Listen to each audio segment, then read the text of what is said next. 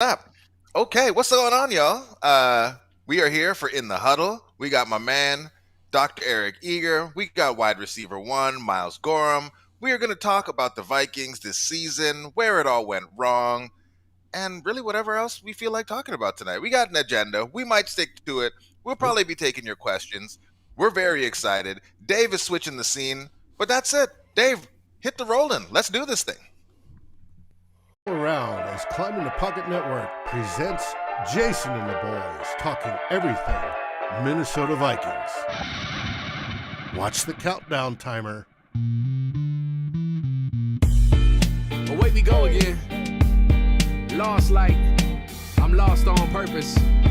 If found, please return to.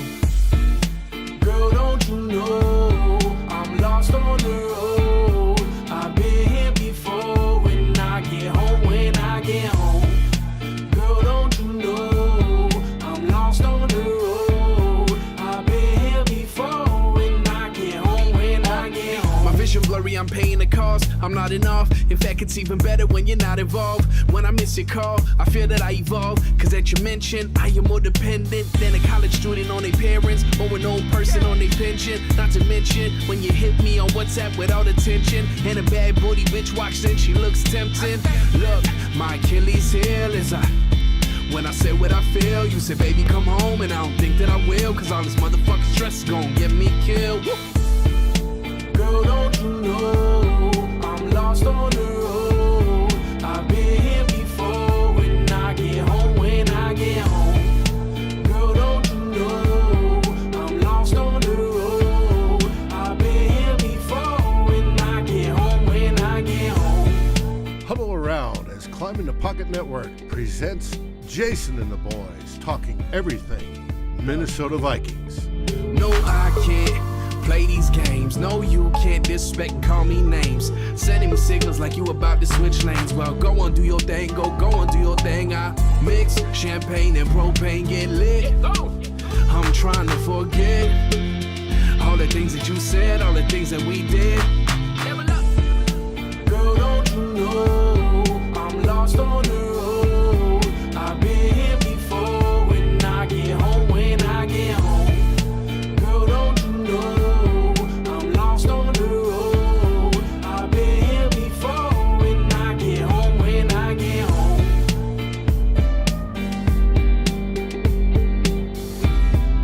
watch the breakdown. And I get home when I get home. You just gonna act like we normal now. Good luck.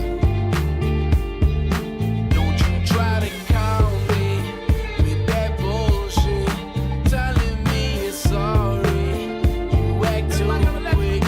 That's somebody else's problem now.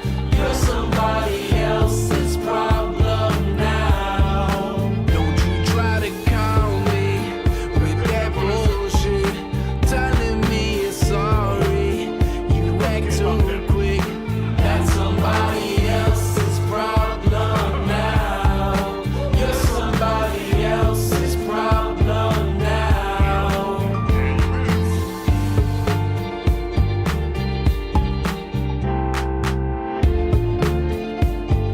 Welcome to Climbing the Pocket Network's In the Huddle, where your favorite Climbing the Pocket personalities get together and talk all things Minnesota Vikings.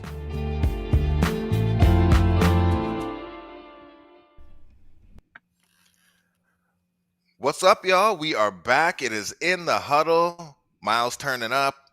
Eric's here. Man, I should have worn like my work hoodie. Looks like everyone's wearing their work stuff today. But we about to jump right into it and talk about these Minnesota Vikings. Eric, my man, it's been a little while. How you doing? How you been? I just thought of I'm good. I actually spent like 3 days in Minnesota over like the week after Christmas. I didn't realize it was going to be like 4 degrees below zero the whole time. I went outside once. I went to that restaurant with my wife that I went to with Miles the last time I was home. So I was thinking of you, Miles. Nice. Week. But yeah, I mean, you know, it the season's coming to a close. I think we were robbed a little bit of what could have been a great game Sunday night. I think if Cousins plays, the Vikings probably put a decent effort out there. But as such, we have one more game. I do think the outcome of this season, though, I think we're going to have a fun off season of talking about this team. I think there's going to be a lot of opportunities to, it's hard when things are, against what you think they should be, right? It's sort of hard to root for them. But I think I have confidence that they're going to probably put together a plan that we can all be excited about and we can all get behind. So that's what I'm choosing to sort of view the next few months as. I love it. Look at this optimistic Eric. We're off to a great start in 2022. Miles, what's cracking, man? How you doing? What up? I'm going. Didn't know Eric came to Minnesota, but hope you had a good time. Hope you had some good cheese curds and some good food with the wife. We had a good time at that spot. But no, things are going good. Love it, man. And as we jump in, shout out to Mary, Jerome, Raymond. Who else we got in here? We got G-Mac, and we're about to get this thing going. And to all our friends over on Facebook who have yet to comment, throw one up in there so we can see who's in here hanging out with us today. And yeah, we're gonna jump in because we got some things to talk about. And when Eric's here, it's always a good time just to sometimes just wind him up and let him go, and then Miles and I can just jump in and ask questions about things as we go along here. The first thing, Zimmer over the last couple of days, Eric has just been he's been getting me a bit riled up about things. First, throwing Kellen Mond under the bus, and then basically in the next in the next press conference saying that he wants to play all the starters in this game against the Bears. And so the first question that I have for Eric, and then we can just jump right into Miles and get your thoughts on it right after, is really how should the Vikings approach things now that the season is effectively over? We have this game. Yes, the Bears are a division rival. Yes, it'd be nice to beat the Bears home, all that good stuff. But if the Vikings are being strategic or thinking about this and what is in the best interest of the team as we roll things forward, how should we be thinking about this upcoming matchup with the Bears as we wrap things up for the season?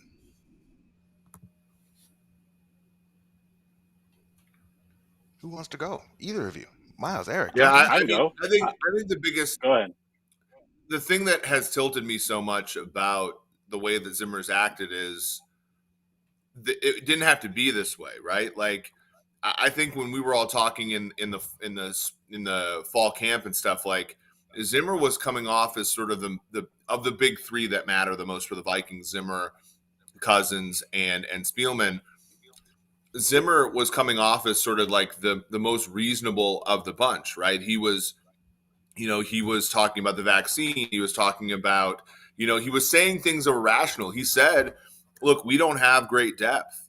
We're going to have to, he was telling the truth, right? And I think over time, that shtick didn't work, right? For whatever reason, when they lost games, it became probably pretty apparent to him that he was going to be the one to fall on the sword first. And ever since then, he's been kind of a prick, and he has not done what I would consider the right thing.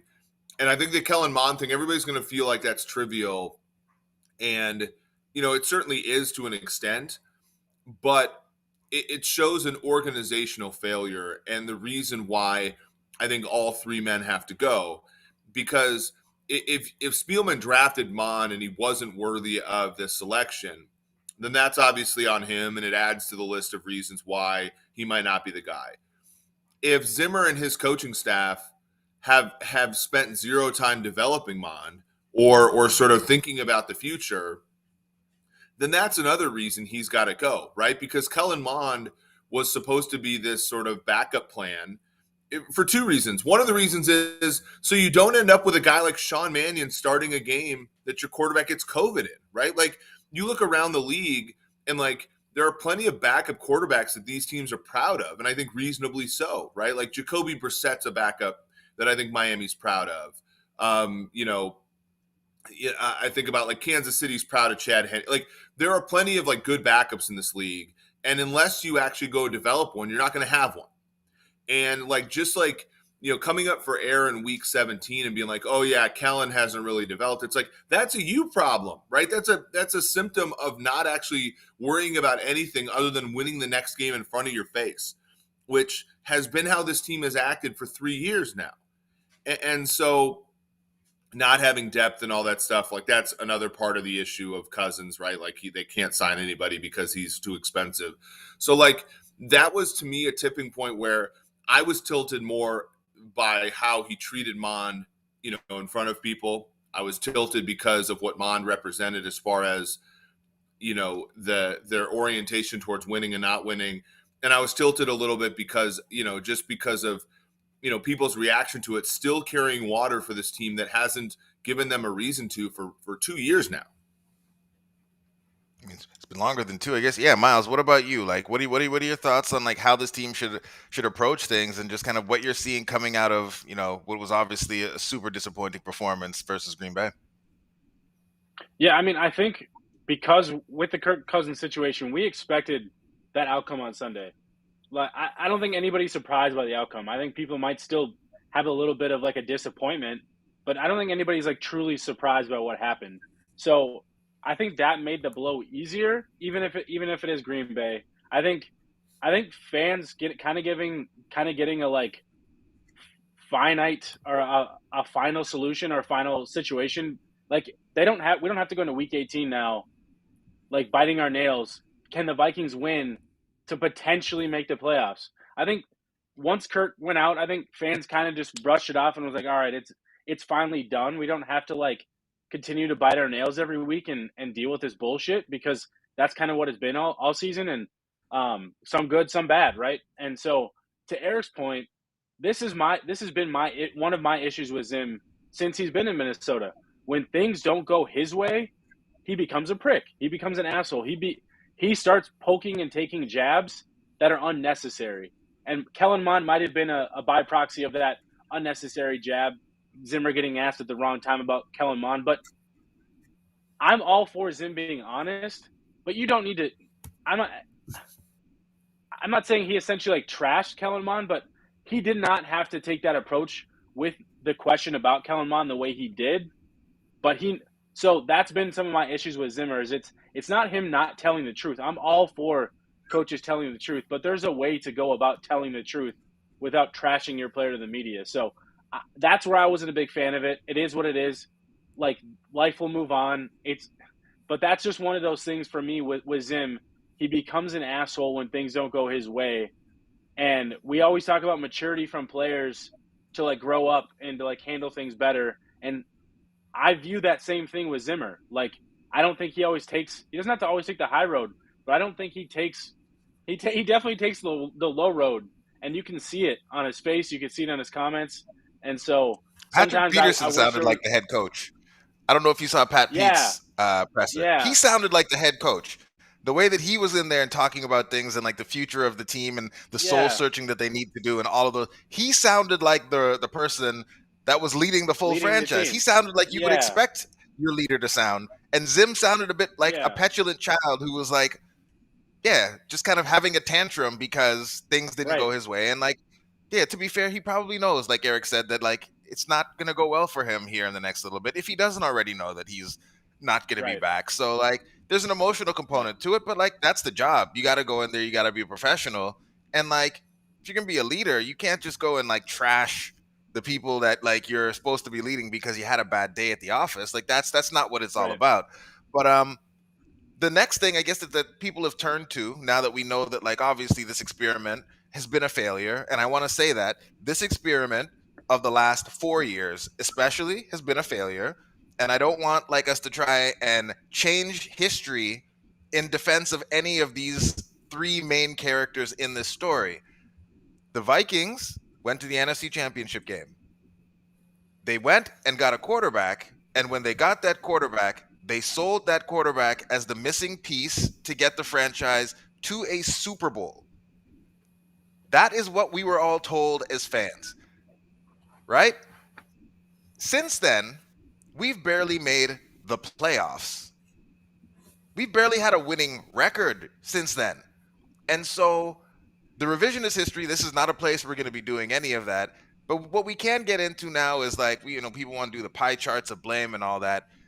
There is a conversation, because I know Blame, that many of us read, real is quick, Jason. Blame everyone. Like, it's okay yeah, to yeah, blame everybody in this scenario. It doesn't have to be a Rick, Zim. Like, either everybody's or. at fault. Yep. So one of the things Yeah, we're seeing a lot now is that people seem to think that the Wilfs probably aren't going to go full clean slate, and so a lot of the conversation now is like, who stays and why should they stay? Like, if any of them stay, who should stay? And I guess, Eric, that's a point I wanted to get your perspective on. Like, of the players involved in this, like, what is more difficult to replace? Like, is it more difficult to replace a Zim in terms of what he brings from a coaching perspective, Rick in terms of like what he does in the draft and finding surplus value and that sort of thing, and then like a quarterback who, I mean, admittedly, people tend to forget that you had ranked, I think, 8 maybe in preseason before the season started. You said that Kirk was a top 10 quarterback, top 8 quarterback. Which one of those things is more difficult for the team to replace as we start to look into the future of this team and what we should be doing next? Yeah, I mean, if you read, Caitlin Kaler from The Athletic wrote a really nice piece about sort of the nepotism that the Vikings were facing, and one of the reasons for that nepotism was the fact that Zimmer doesn't really have like a good reputation around the league as much anymore. Like, Zimmer, I think that the thing about a lot of this is we have to realize that these things aren't stationary. Zimmer, it might be the same human being that took the Vikings to 3 good seasons out of 4 in his first 4 seasons, 3 seasons where they went over their Vegas win total, and 2 playoff appearances, an AFC title game, Seattle on the ropes in the playoffs in year 2. But like, that has gone away, right? And the reason why Adam Zimmer is a defensive play caller in some ways, and Clint Kubiak's the offensive play caller, offensive coordinator, it is because it's not necessarily easy to get somebody to work for Zimmer anymore. I think that Zimmer is probably the easiest of them to replace, and that's what he's probably viewing us as. The other thing to sort of think about in this regard too is, what kind of legacy does he want to leave? Like, Leslie Frazier, was a fantastic human. He had 1 good season as the Vikings coach, a couple that weren't quite as good. But when he left, like, there isn't a person who talks badly about Les, basically throughout the history of the Vikings, right? So does Zimmer want to be that person? Probably not. And like, look at the career that Les Frazier's had since he left Minnesota. It's a lot better. Like, I just don't really think Zimmer is even smart based upon like how he's, acted in a situation where, sort of the season, sort of went out of whack. I think the second easiest guy to replace, and, my colleague Timo Risky wrote about this a year ago or so, it is Spielman. Spielman's been basically an average drafter or worse for the last, 4 or 5 years. You take away 2016, you take away 2015. Actually, 2015 is more the bigger case study. It hasn't been great for him. And Justin Jefferson's really like sort of keeping that ledger in the positive range. But for the most part, it's not pretty. And Vikings fans sort of have to realize that. And then I think third is Kirk Cousins. Kirk Cousins will be the hardest to replace, but it's necessary to replace him, right? I mean, this is a situation, and I think we've all gotten to this point, like, the answer to like, what's the easiest way out of this is there isn't an easy way out of this. Like, it took you a long time to get to this place, and so it'll take you a long time to get out. I actually, I know it would pain us a little bit, but I actually don't necessarily hate the idea of going with a new head coach, a new GM, and just playing the Cousins season through and letting him go and get a comp pick. Like, that would be, not necessarily the greatest if they couldn't get a trade partner, but it'd be preferable to extending him, in my opinion. So Miles, I see some passionate disagreement on your face. What are you thinking about what Eric just said? Not just the last part, but all of it, like in terms of who can go, what the order is, and then like obviously that last part about Cousins playing out the string on the full cap hit that you don't love. Talk to us, man. Eric's got more of the data to back up like the opinions and some of the facts. So I'm not going to try to argue the facts, but in my opinion, I believe the hardest to move on from like a stability standpoint is Rick, because I think the people making the core decisions about the football operations in themselves, finding those new people would be harder to like replace, because I think there's less amount of that talent around the league to replace it with. So I think that to me is a harder position to replace. Not that they can't, not that they shouldn't. And then to me, I think then it goes Kirk. Then I think Zim's the overall easiest to replace. And I say easiest to replace as in, like, Zimmer's done good things over 8 years, but I don't continue to understand the like idea that he's an irreplaceable coach, in the fact that all people seem to care about with Zim is his defense. If all they care about is defense, well, then ask him to come back as a defensive coordinator. If like that's all they want to focus on what he does, then ask him to be a defensive coordinator, right? I know that that's not ever going to happen, but like that's more about how I feel about it. Like if the only thing we care about with Mike Zimmer is defense, then why is he the head coach? Like I want a head coach. Well, and why is his defense ass? Why is the defense terrible? Isn't as good, right? Like, and that just goes back to you ever since 2016, ever since Teddy Bridgewater got hurt, you could see the disconnect from Rick and Mike Zimmer. Like the disconnect just started to spread, and we finally got to this stage. Obviously, I think the 2018 signing of Kirk Cousins was like the final nail in the head where Zim kind of saw the writing on the wall, because they had a completely different philosophy on how to build a roster and how to do those things. And then they signed Kirk Cousins, and it completely changed everything. Their philosophy, how they go about things. Zimmer continued to get pieces to his defense. It kind of lessened.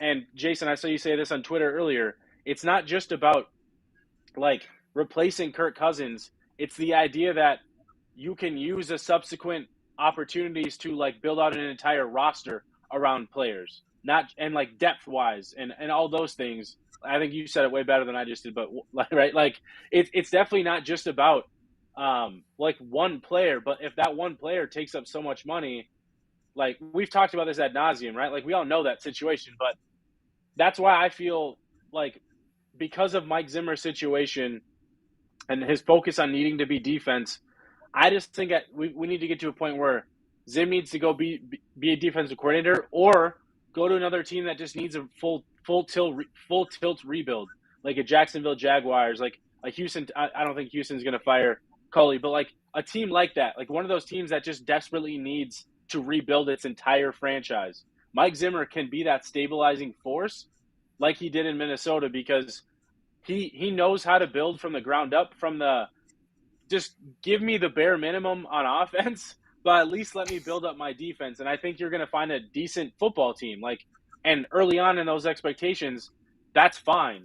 And I think Zim started to outpace some of those expectations because of, Teddy Bridgewater, that 2015 draft, all those things, right? But one question I had for you guys is, this is just something I was just thinking about as we were talking. You know how coaches have been in the league, head coaches have been in the league Zimmer's 8 years, but like most coaches, a decade, they start building their own their branch of coaches, like coaching tree.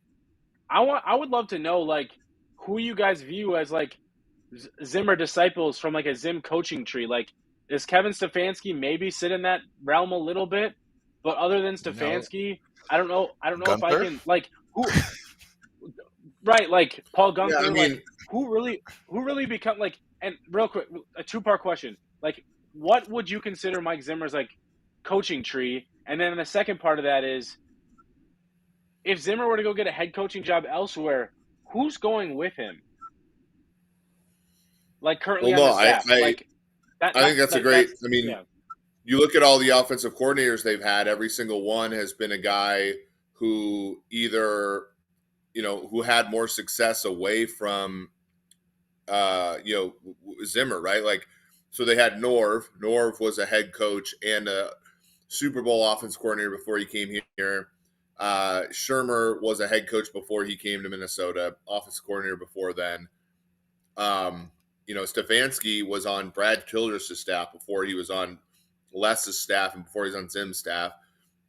Kubiak was a Super Bowl winning head coach. Like, he hasn't developed anybody. Jerry Gray might be the good example, and he goes to Green Bay, and he's been pretty damn good with them.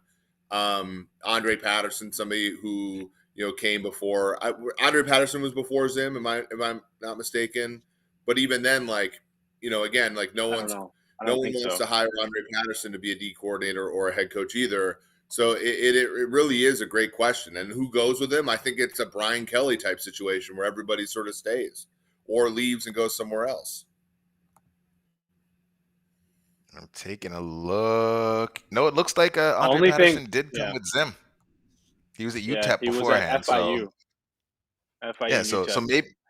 maybe Andre Patterson, but it doesn't. Again, I think that speaks to some of the leadership that we're talking about. Is that your part of leadership is developing people, having them grow in their roles, and that's something again Miles has also talked about. Is that with an Andre Patterson as an example, it's something that came up in that article about nepotism and Zim as well. Is that like people seem to be kind of suppressed in their career growth with the Vikings. Jerry Gray being another example of someone who was doing great work with the Vikings, who didn't seem to be able to get the upward career mobility that you would hope to see for someone who'd been around for a long time and doing well. So yeah, that's another interesting challenge that maybe speaks to the fact that like some of why Zim is so emotional about all this is that he maybe knows that this was his one shot, because I think before he came, he'd interviewed for head coaching jobs for quite some time and wasn't able to get them. The Vikings were one of the few teams to take a shot on him, and yeah, this might have been a shot, might have been his chance. And what was it? Quarter Mike said it in the comments, and so I kind of agree with this. So I will say I'm biased, but Eric, Quarter Mike says that it was a slow burn, but the team died the day they traded for Sam Bradford. And I mean, my bias leans that way. But Eric, I want to know if we're completely off base with that thought. Yeah, I think to me, the Bradford thing was tough, right? Because a lot of these teams you could sort of trace back their fall to desperation, right? And I think nothing. I mean, think about how we all thought, prior to the 16th season, Teddy just had that game, where he, saw somebody, sort of against the Chargers in U.S. Bank Stadium, first ever game, right? We had all this like, these great things, and then Teddy tears his knee up, and we watched that. I think it was a preseason game against the Rams, which is basically like a wake, and everybody hit the panic button and said, "Hey, this season can't turn into this." They go for Bradford, and ultimately, like, that hurt because they got a little bit of a taste of what stability at the position was like, right? And stability at the position, felt good. And then Keenum sort of gave them kind of the opposite in play style. So then they went with Kirk Cousins. And yeah, I do agree with you. I think it took a little bit of a turn there. So anyway, like, yeah, it's tough. It does go back to that, and that's I think what the tragedy is like it wasn't something that they actually caused, right? It was noise, and sometimes when you think about going back to regimes and stuff, it's sort of how the team responds to things they can't control, and the Vikings responded to things they can't control with desperation. So Eric, there's someone. He's a fan of the show. One of the members of our community, very active. We appreciate because all of our posts. He's commenting. He's very active. He joins the conversation and feels like you have some accounting to do for how you have talked about Kellen Mond. I'm not sure if it's maybe because of your mock draft in which you had the Minnesota Vikings selecting Malik Willis. But C-Wise would like to know if he needs to put you on his list of people who are Kellen Mond doubters, because he believes that Kellen Mond is going to prove those people wrong. And so while you're here on the show, I would like to give you an opportunity to let us know what your thoughts are, what your evaluation is of Kellen Mond, and how you see his prospects or project him moving forward. Should he be given an opportunity to maybe be developed and play in this league? I think that the Vikings should not put all their eggs in the Kellen Mond basket, but I am in no way a Kellen Mond doubter. How's that? There we go. Like That's what it is. I'm of the belief I'm of the belief, like, take Jalen Hurts, right? Like, did the Eagles draft Jalen Hurts because they didn't believe in Carson Wentz, or did they draft Jalen Hurts because they knew Carson Wentz wasn't a sure thing? You know what I mean? Yeah. Like, and Jalen Hurts, and by the way, Jalen Hurts is the example, everybody. Jalen Hurts, when everybody comes at people and say, oh, what are you going to do at the position? Oh, you need to get somebody as good as Kirk. I don't know, man. I look at that Eagles roster compared to the Vikings roster, and it's not all that different, folks. But you know what the Eagles have? The Eagles have freedom. The Eagles have the freedom to go out and pick somebody up and help their offensive line. They have the freedom to go out and get – who do they get in the secondary? Last year's Darius Slay, right? Who's that guy? Who's the Anthony Devontae Harris. Maddox, Anthony Harris, and then they got Steven Nelson from the Chiefs and Pittsburgh. Yeah. Like, hey, it's not impossible to build a roster. And look, and they're not staring down the barrel next year wondering. Well, they have 3 first-round picks, and they had an awful cap situation. They had this is the one impressive thing about the Eagles, Eric, is that last offseason they were in a shitty situation cap wise. They didn't have and they turned that into future cap space. They turned it into a first round pick. And to your point, that quote unquote tank that they did at the end of last season got them another future first round pick. That one game, deciding to let that game lose so that they could get a better draft pick, that netted them everything else that they have to make their future brighter. And they were willing to let this season be a down year to afford the future. And it so happened to work out for them that they're now in the playoffs. Sorry to cut you off, but like, I just don't think they're getting enough credit for a roster that's not even that good. No, and I don't think any of us are sitting here and saying Jalen Hurts is a better quarterback than Kirk Cousins. If you gave us both of them at the same price, we'd all prefer Kirk Cousins. But the fact of the matter is, and like, look, I'm not going to cast any judgment on Kirk, but Kirk is not playing for, like, all of you people who think Kirk is playing for less next year. Like, grow up, Peter Pan. Like, the guy is a mercenary, and you can say, whatever you want to say, but the guy does not play for less. So, the rules of football. This is how the rules of football work. If you draft a quarterback, you can move on from him. You can start him, you can play him, you can build a team around him, and you don't have to go back to the table. That's always the issue too. And when you think about why the Patriots cut Cam Newton and kept Mac Jones, because part of the reason is if Cam Newton had the same exact year as Mac Jones this year, and I don't think that's that far-fetched. Cam Newton can go right back to the table and say, hey guys, I want $30 million, right? Mac Jones can't go to the table for a new contract until after year 3. So, like, when Pat Mahomes blows up and throws 50 touchdowns for the Chiefs still get the guy on cost control for another year. By the way, they won the Super Bowl that year. And, like, that's how it works. Kirk Cousins, it has you by the balls, and he's not letting go, right? And so you either have to let that thing go, or you have to deal with the stuff, and we've already dealt with it. He had a pretty damn good year in 2019, and the Vikings extended him, and he's got the team by the balls again. And the next extension, you think he's going to give the Vikings a break again? No. So that's the issue here, and that's what Kellen Mond represents. Kellen Mond represents a guy who might end up being good, but if he's not, it's going to be okay. It's going to be okay if he's not that good, right? Because then you can go back. Look, the Arizona Cardinals traded up in the draft and took Josh Rosen at pick 10, and he was absolute dog shit. And they went back and they got Kyler Murray the very next year. Failure is cheap. And they got a second-round pick for Josh Rosen.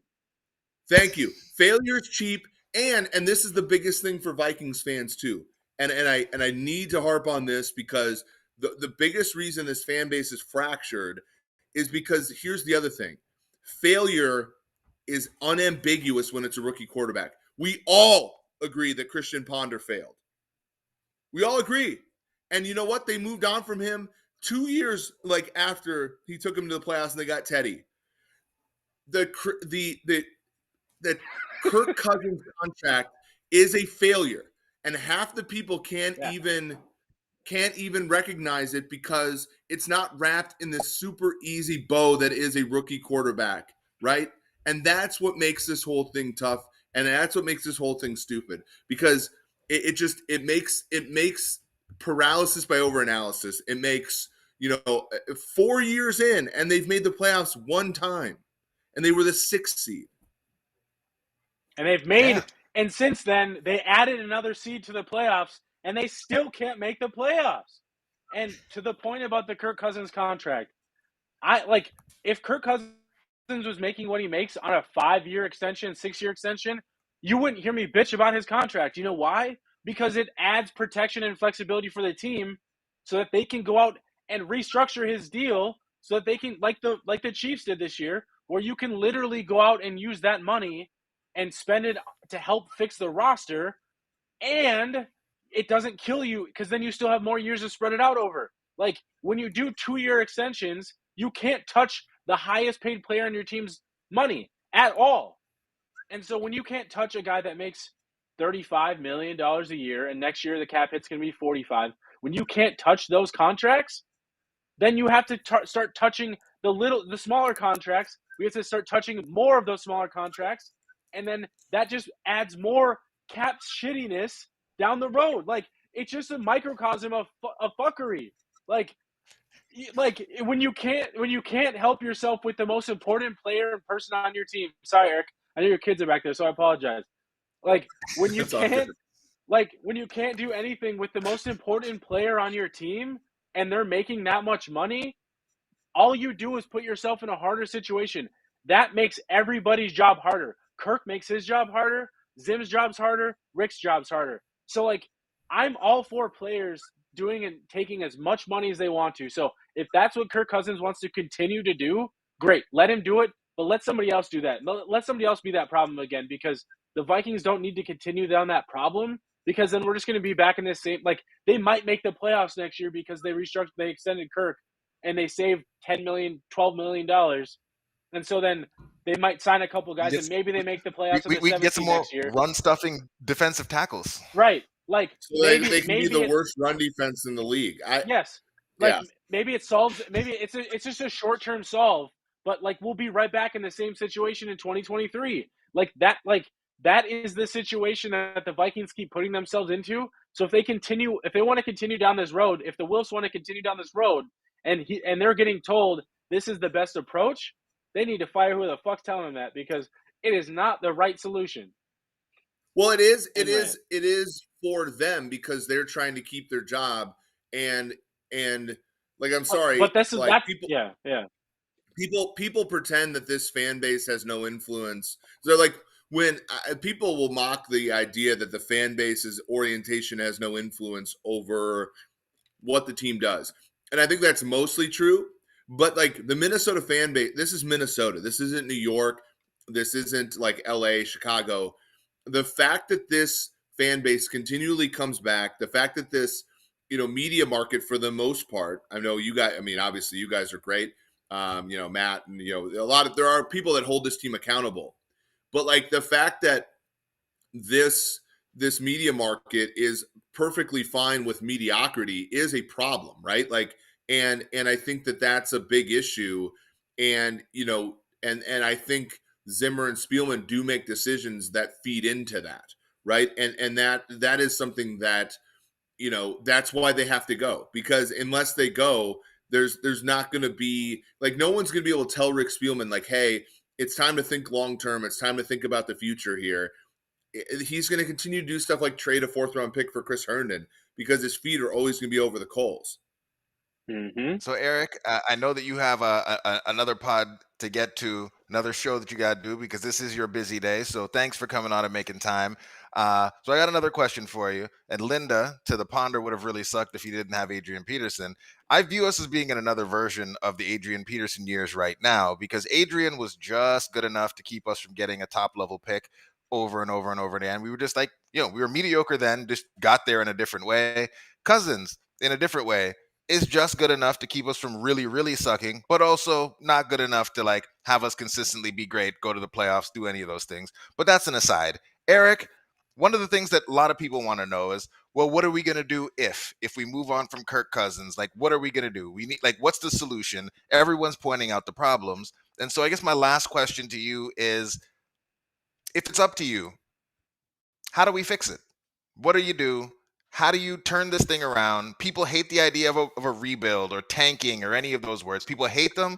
So tell me how it is that you go about fixing the Vikings, turning it around, getting them back to being a contending team. Yeah, it's not easy, and I don't purport to, to say it is, but I think, they're going to have a top, let's say 12 pick this year. They have Kellen Mond on the roster. They have the freedom to choose an offensive coordinator or a head coach who's an offensive mind. They have the choice to do all those things and be untethered, right? So to me, I think it comes down to, you need to have a coach who's committed to developing quarterbacks. You have to have ownership that is willing to allow a head coach and a general manager the ability to fail at the position. To me, I think the biggest reason the Cardinals are 11-5 right now is that Bidwell gave Kime the opportunity to cut bait on a bad pick, right? And it all happened. Like, no one's sitting here and getting after Rick for having bad picks. Like, that happens. Like, Brett Veach has bad picks. Chris Ballard has bad picks. Bill Belichick has bad picks. You have to be able to be nimble and move on. And so, ownership has to give the general manager the leeway to make good bets at the position. The head coach has to be somebody who is willing to develop at the position. And that's where the Kellen Mond thing tilts me so much, because Zimmer unwilling, you get an offensive coordinator in the mix who is not good enough to develop a quarterback on the side while he's trying to run an NFL offense. That's a fireable offense. So you get that squared away, and you look at this draft, and look, like, they don't have to take Malik Willis. I like him a lot. I think he did, I was never that impressed. Like, I always would bet against Liberty for a number of reasons, but like, I always came up for air and was like, oh yeah, Malik Willis actually did a lot even though his team kind of sucked. And like, I like him. I like Matt Corral. I know he got injured in the bowl game. I like Kenny Pickett. Like, any one of those guys could be fine. You also have a guy like Carson Strong in round 2 if you want to. And you're going to have a bevy of quarterbacks who are going to be available at relatively low rates, like Gardner Minshew. You're going to have guys like that who can build a bridge if you want it. Like, you don't have to, right? You can go out there and, like, this roster is going to take more than a year to put into good standing, right? The fact of the matter is, Kirk Cousins is elevating a bad roster to some degree. He's just not capable of elevating it the way a truly elite quarterback is, right? So all the people that say, oh, if you take Cousins off this roster, they're terrible, I agree. But the point is, you're terrible because of Kirk Cousins. Like that, it's a yes and situation. So to answer like the question of, okay, what are they going to do? Like, you just got to throw numbers at the position, and the numbers include Kellen Mond, and the numbers include, and let yourself take a step back. Yeah, and look, guys, the Cincinnati Bengals. I'm right here, backyard. I've been to 4 Bengals games this year. I just saw Joe Burrow take down Patrick Mahomes. Okay, 2 years ago, that team was 2-14. With Andy Dalton as their quarterback, and people, Uber drivers around here were like, well, I don't really know if we want to move on. I mean, it's going to be okay, right? There's only one Detroit Lions, and it's not you, okay? Well, it's going to be okay. Right. And like, now, look, and now Joe Burrow they got Joe Burrow on a rookie deal, Jamar Chase on a rookie deal, T. Higgins on a rookie deal. That team's got the league by the balls. And like, they got money for days to spend. Like, give yourself that chance. Give yourself that chance. Give yourself that window. And if it doesn't work, go back in. Failure's cheap. Well, and that's the thing right there, Eric, is the Vikings. There's no reason the Vikings shouldn't take a chance in the draft this year. Everyone says it's not that great of a draft. You never know. You actually never truly know until you take a chance. Take a chance. And if you have a Josh Rosen situation go back in 2023, like you said. Like that coach, if they hire a new coach and new GM, they should have that flexibility to be able to do that if necessary. So there doesn't have to be, because to your point, you're not paying this person a lot of money. You have, like, the reason the Wilfs have said no to the Vikings moving on from Kirk Cousins last offseason, the Vikings were getting calls. We heard it on the Score North today. They were talking about it. The Wilfs were getting the Vikings were getting calls last offseason for Kirk Cousins. The Wilfs said no because they didn't have the opportunity to start over at the time, because the Wilfs weren't like, well, Zim and Rick, we're just going to give you guys another chance to start over. We're not doing that. We're ready to go all in now. But, like, if you're willing to take that step back and you don't have to pay that, like, a ridiculous amount of money to get off of them, then you have that flexibility to make multiple QB position moves. And maybe you turn the guy that you draft this year into a future pick later. And, like, there's all kinds of opportunities. Like you said, Eric, if you have players at the position, it provides value, whether they're good or not. Sometimes it's in the eye of the beholder. There it is. Yeah. We've got through everything. We've got through the agenda. Here's the thing. I just want to really quickly say what Miles said. Miles said something very interesting at the end there. Beauty is in the eye of the beholder. And I think that's the biggest thing. Open yourself up. If you have dealt with the last 4 years of the Cousins Vikings and you're satisfied with that, you're going to be okay with the next 4 years of the not Cousins Vikings, because your bar is evidently extremely low. Yep. So, like, embrace the mystery, folks. I love it. I feel like we've addressed most everything that I'm seeing here in the comments. Embrace the mystery. That might need to be the slogan for the offseason for the Vikings, because the certainty, I mean, at this point, we have a level of certainty. We know it's not good. And yes, there is a low probability chance that, like, something could happen and we get a Joe Flacco season or off season or an Eli Manning type off season. But, like, we can't even get to the off season. So, like, postseason. So how are we going to have any of those things if, the majority of the time we're here? And it's not like Kirk is a rookie or an unknown commodity. This is the thing that we have seen with him throughout his entire career. So, like, beauty's in the eye of the beholder. Our hope is that somebody else looks at all those beautiful 4,000-yard seasons and is like, hey, I can fix him. Or my offense, my system where I'm at is actually in a place where I am a quarterback away. Maybe there is a team like that. It wasn't us, but maybe there is someone else, because Kirk is a good quarterback. And maybe he can go have success somewhere else. But Kirk, Zim, Rick, I wish them all the best. I just wish it happened someplace that's not Minnesota. Eric, I heard your alarm go, so we are going to go ahead and wrap this thing on up to give yourself a little bit of time to stretch the legs before the next thing. As always, everyone in the comments, we love all of y'all, all the viewers, all the listeners. Thanks for coming through. Thanks for rocking with us. If you haven't already, like, subscribe, hit the bell. If you have, go tell a friend. Tell them to do likewise. All the folks on Facebook chilling with us right now, much love to all of you. Love hanging out. Love the comments. Our boy who came through from Australia, we love it. Thanks for coming on. And that's it. That's all I got. Dave, where you at? Come on in. Thanks, to the everyone. Folks. Tell them what's coming up.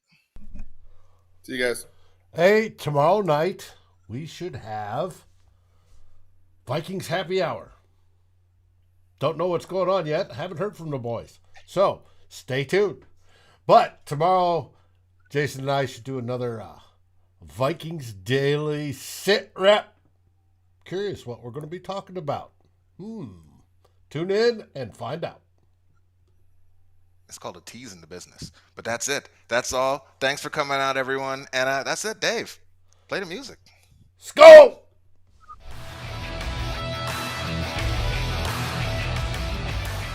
Thanks for watching. Like, subscribe, and ring the bell.